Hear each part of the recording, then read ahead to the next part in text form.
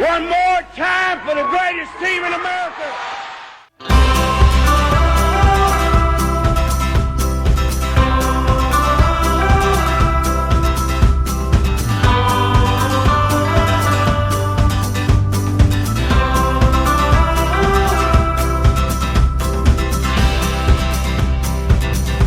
Hi folks, this is Alan Tyson for Lee Hill & Johnston Insurers.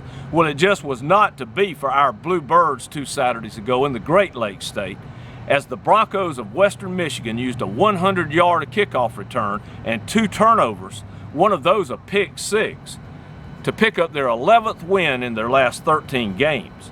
In a contest where the stat line was almost even, our Birds rushed for over 200 yards against a defense that had been giving up an average of only 77. They also passed for 168 yards, with 3 of their 4 touchdowns coming through the air. After falling behind by 25 points with only 2 minutes 42 seconds gone in the third quarter, our Bluebirds of Prey could have packed it in, but instead they hunkered down and scored 2 unanswered touchdowns to pull within 11 with almost 10 minutes left in the game.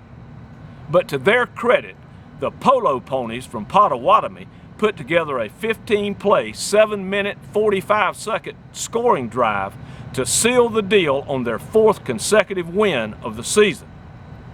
On a night when we just made too many mistakes to win on the road against a quality FBS opponent, I really felt like our Birds proved they are capable of standing toe-to-toe with a very good, top-level group of 5 football team.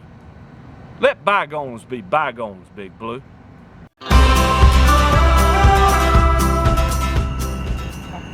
As for today, our Eagles continue to rack up the Sky Miles as they travel to the land of opportunity to take on Arkansas State in Jonesboro. The 2 teams last met in the 1986 National Championship game in Tacoma, Washington, won by our Birds 48-21.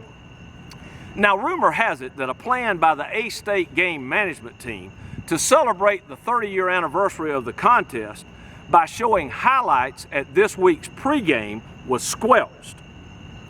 When the only highlights they could find were of Tracy Ham passing for 306 yards and a touchdown and rushing for 180 more and 3 touchdowns. I'm sorry, but that's funny. I don't care who you are. Anyway, back to our regularly scheduled program. The Red Wolves, who finished the 2015 season with a 9-4 record, have yet to win a game in 2016 and are coming off a 28-23 loss to FCS opponent Central Arkansas 2 Saturdays ago at home.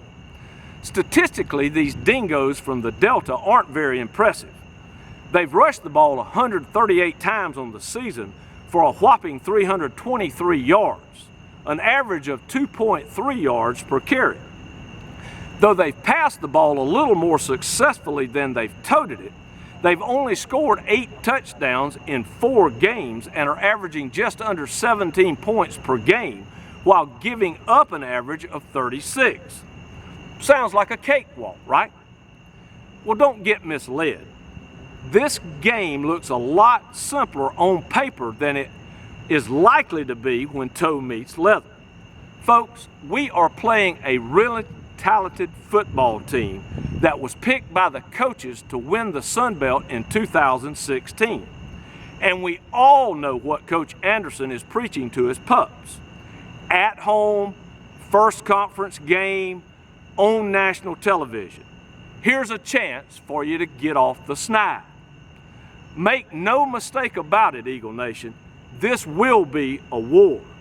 But I got some bad news for these Crimson Casanovas from Craighead County.